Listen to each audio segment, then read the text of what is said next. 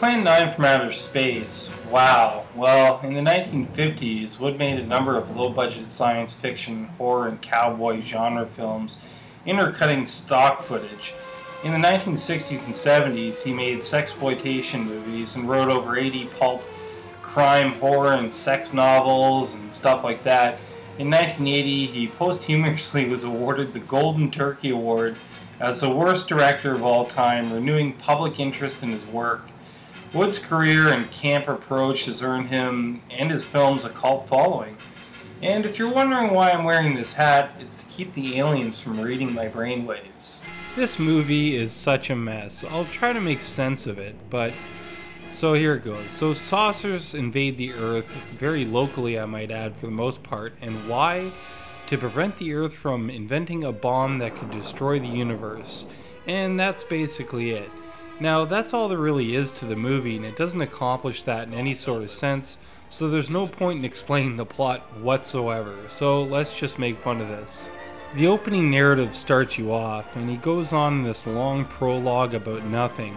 It's almost like War of the Worlds, and you can see him reading off the cue cards. You couldn't memorize your line? Anyway, so there's this airplane. Look at the set design, it's like a student film. Check out the first flying saucers they see, and check out the saucer itself. Strings are attached and keeping it up.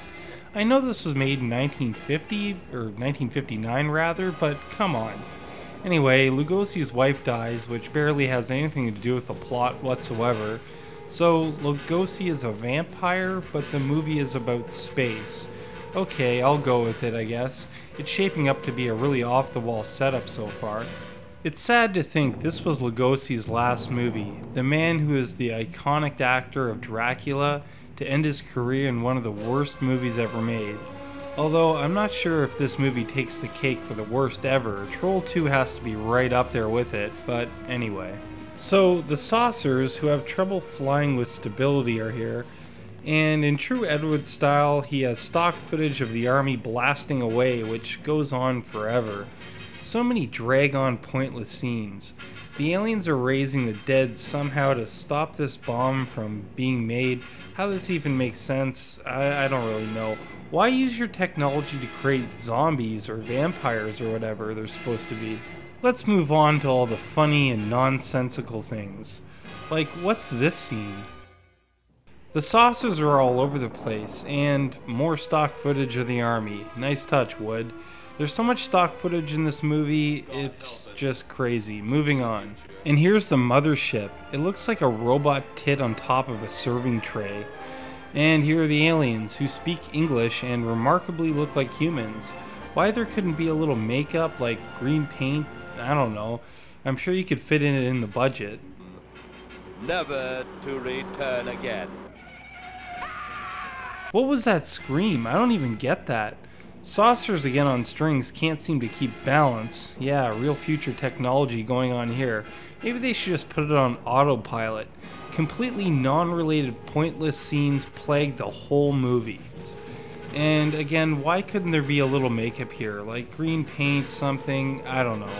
I'm not sure if you could fit it into the budget or something, but anyway, and just to clarify, they're using dead humans to capture a couple and stop this bomb.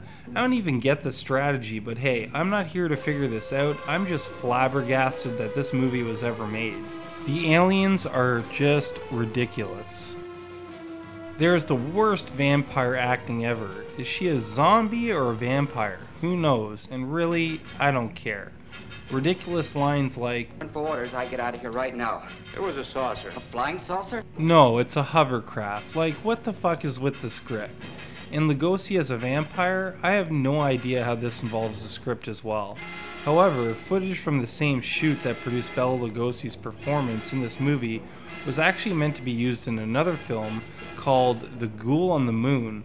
When Edward Wood went to retrieve the film, he found it had been ruined, so the new movie was scrapped. Most of the movie, they're just strolling around this graveyard, not knowing the connection to the saucers at this point. I guess it's just a separate investigation, or not, who knows, it's hard to follow. The script, man.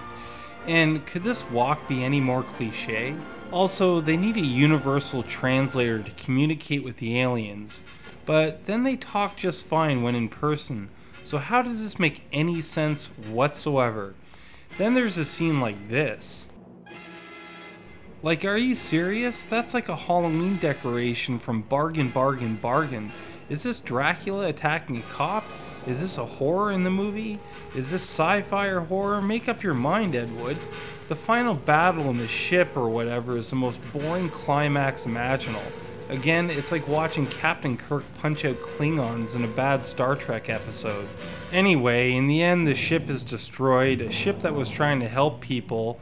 The ending is as pointless as the whole movie, so that's Plan 9 from outer space. It makes no sense, but hey, it's Ed Wood and you gotta love him.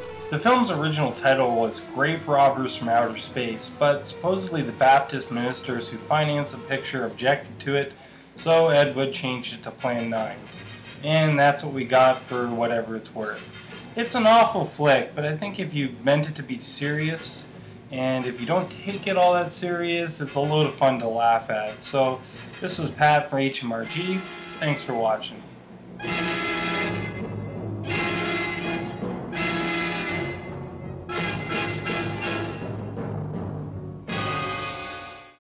Can't believe I wore that stupid fucking hat the whole time.